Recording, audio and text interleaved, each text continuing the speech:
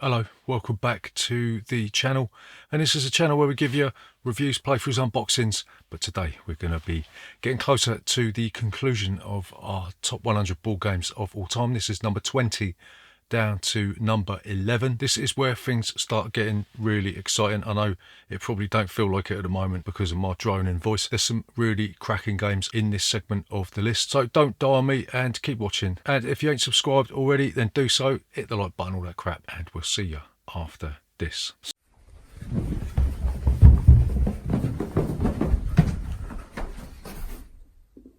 Bollocks! So number 20 on this list is a game that involves negotiation. That's all it involves. It's Chinatown. In this game, you'll be trying to establish businesses and you'll be trying to make as much money as possible. Anything goes in this game. Everything is up for sale or negotiation. The plots that you can buy are up for sale. Everything is up for grabs. And the idea is to get different blocks of the same type of restaurant in certain areas. It's negotiation that makes this one fun. I mean, there's not really that much game in here, but the fact that you can shout at each other, the fact that you could bribe, cheat and kill your neighbours, well, not kill them, but well, you could do, makes this game really fun. It was going to get a brand new lick of paint, but I think they decided to keep the original artwork and all that for the reprint, which is a good thing because there was some criticisms about some of the tropes in this game. We're not going there, but yeah, Chinatown, one of the best, if not the best, negotiation game that you can play today. So number 19 is a game by Bruno Cathala. No, it's not Caylus, it's Shadows over Camelot. This is a hidden traitor game, credited as being one of the first and probably the pioneering hidden traitor game way back in 2007. Before I forget, it is actually co-designed by Serge Leggett. I think that's how you pronounce his name. I got a clue. In Shadows over Camelot, you'll be taking the role of one of the Knights of the Round Table, whether it's King Arthur, Sir Gawain, Sir Percival, and all that bunch of gits. And you'll be going down a pub getting smashed out your face. No, you won't actually. You'll be trying to fend off the threat from the Picts and the Saxons. You'll be trying to claim Excalibur from the lake. You'll be trying to fight the Dark Knight, or the Black Knight, I think it is. Yes, Black Knight, not a Dark Knight, it's bleeding Batman, isn't it? And you'll be trying to solve all these quests to get white swords on the round table, whilst at the same time trying to avoid getting black swords on the round table. The idea of the game is that you do something good that will help your cause, and then you'll do something nasty that will hinder your cause, right? All the while there's a traitor in the midst, or there might be a traitor in the midst, I should say. So when the traitor's revealed, all hell breaks loose and it becomes really difficult to win the game. Not that it isn't already. This is a Days of Wonder production. When Days of Wonder actually did create wonderful products, they've gone off the ball now since they were taken over by Asmodee, which is a real shame. But yes, Shadows over Camelot, it's got a wonderful aesthetic. It plays really easily and it's really short. So if you are looking for a hidden traitor game, you're not really into a 4-hour mind-bending game like Battlestar Galactica or Unfathomable, as it's been reprinted, then this one is probably the one you should pick up, right? So number 18 is a worker placement game. All the Europhobes are shouting out, no, not another bloody Euro game. Yes, another Euro game. What are you going to do about it? But yeah, this one's got a tax on Dungeons and Dragons theme. It's Lords of Waterdeep. In this game, you'll be placing your workers out onto the board to gain the services of generic D&D type characters like wizards, thieves, or rogues if you join the D&D circus after first edition. And then you'll be using these cubes, as they are on the board, to solve quests, right? You'll have to trade them in to solve quests. It's a victory point type thing. You'll be getting victory points for solving quests, and you can also buy buildings that other people can use. And when they use your building, you'll get a bonus for doing that, right? Lords of Waterdeep is a wonderful game. There's just something about it. I don't know what it is really. It's just something about the way the board looks and the way everything works together that makes this just a complete game. It's just complex enough for people that aren't used to playing these sort of games, and there's enough meat on the bones to satisfy somebody who is experienced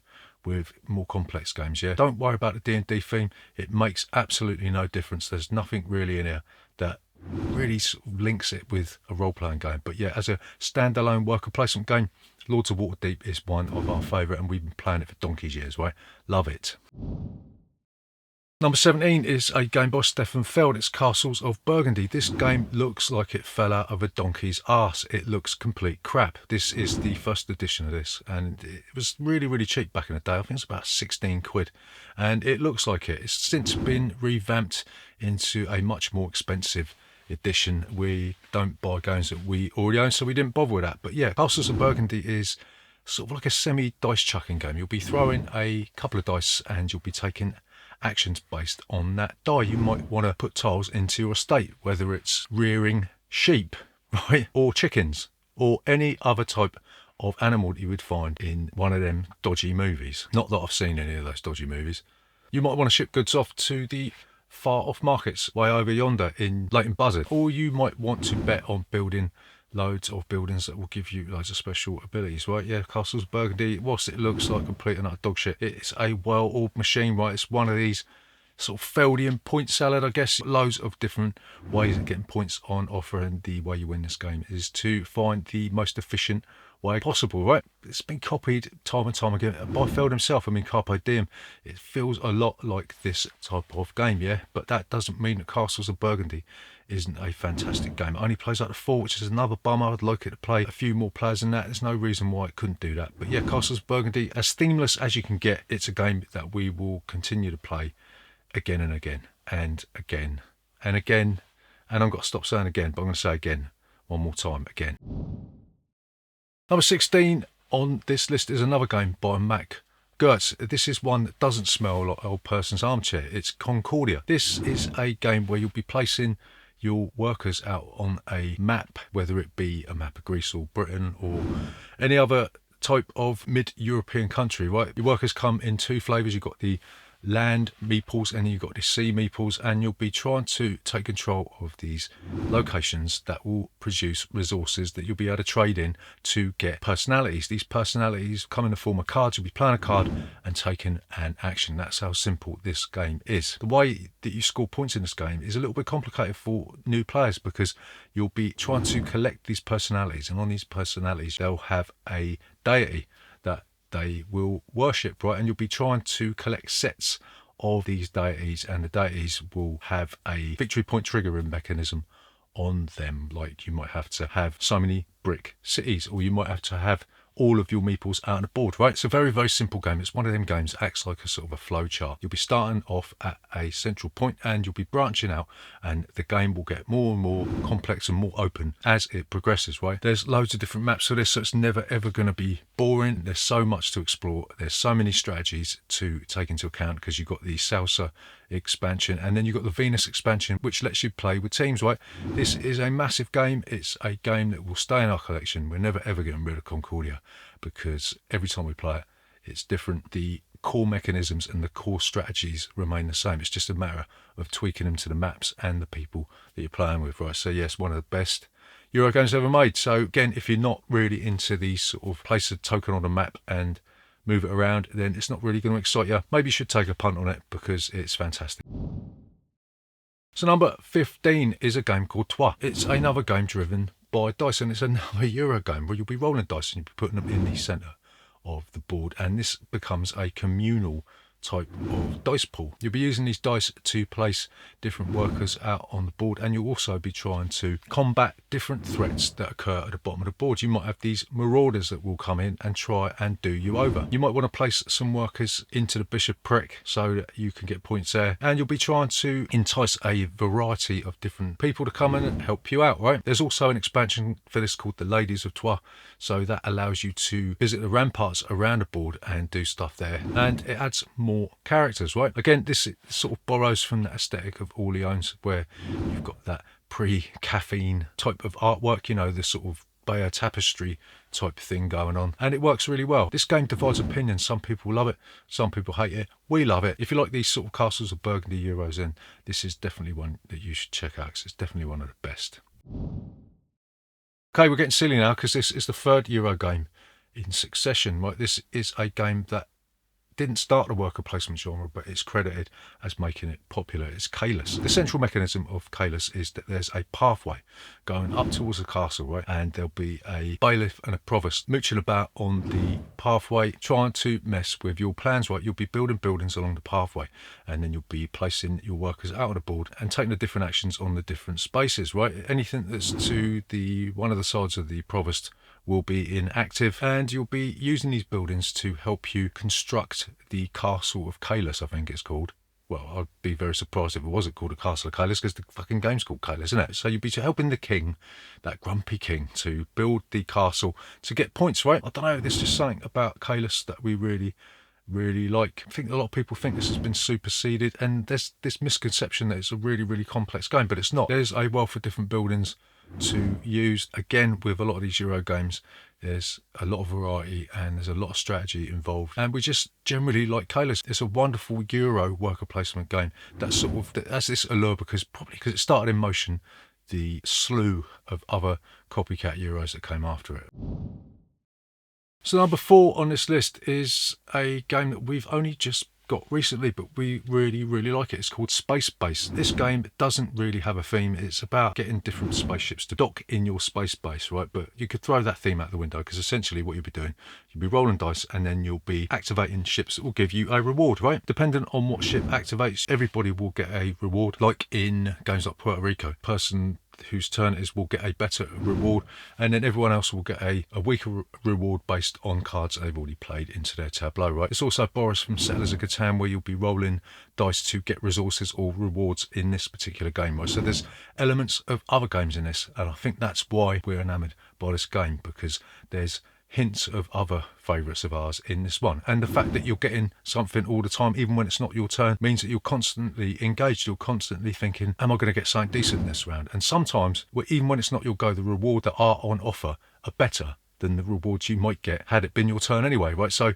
Space Base is sometimes a little bit long with a higher player count, because you can get this to play up to 6 players, maybe even 7, I think. I'm not entirely sure, I can't remember. Throw the theme out the window, play the game, just have a riotous time collecting those ships, getting all those fantastic rewards, and getting your cubes to the end of the board first. It's a beautifully crafted game that everybody should have in their collection.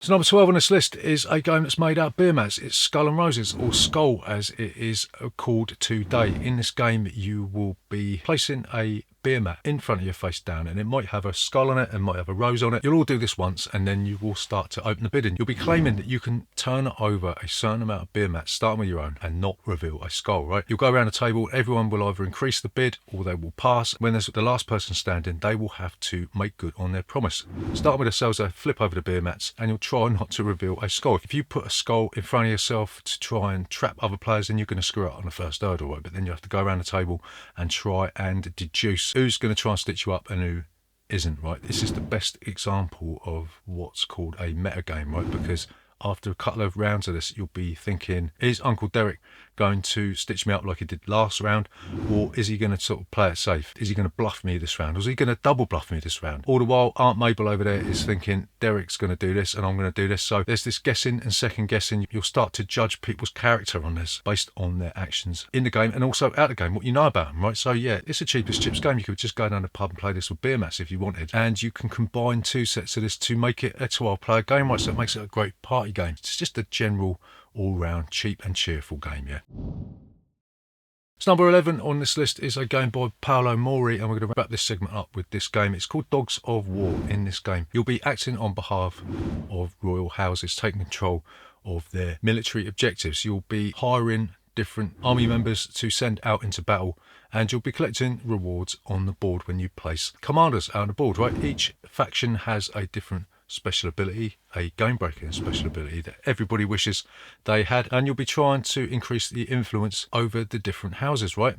This is a tug-of-war game, so you'll be placing these sort of commander figures on the board, and you'll be the ally in one of the 3 battles, but you'll be the opponent in one of the other battles. There's this constant back and forth between you and your opponents. 1 minute your mates, 1 minute your enemies, and you could be mates and enemies at the same time, right? So it's another one of them games where there's going to be all these accusations flying around, all these fingers pointing, and a general good laugh, right? Add to that the cool mini or not miniatures in this game, the fantastic component quality, and the very simple rule set that Paolo Mori is famous for, right? Dogs of War is one of our favourite games of all time. It just all comes together in a wildly imaginative package that is accessible at the same time, yeah. So if you can find it, you should pick it up. We're just looking for the Kickstarter factions on the cheap. If you know of anybody that will accept my second kidney for any of those Kickstarter factions, then leave a comment down below, because I want to hear from them, right? So there you go, that's 20 down to number 11. So tune in on Christmas Day for the top 10 board games of all time as voted on by me. Subscribe to this channel if you ain't already. Hit the like button, comment, and all that bollocks. And we'll see you on Christmas Day for the top 10.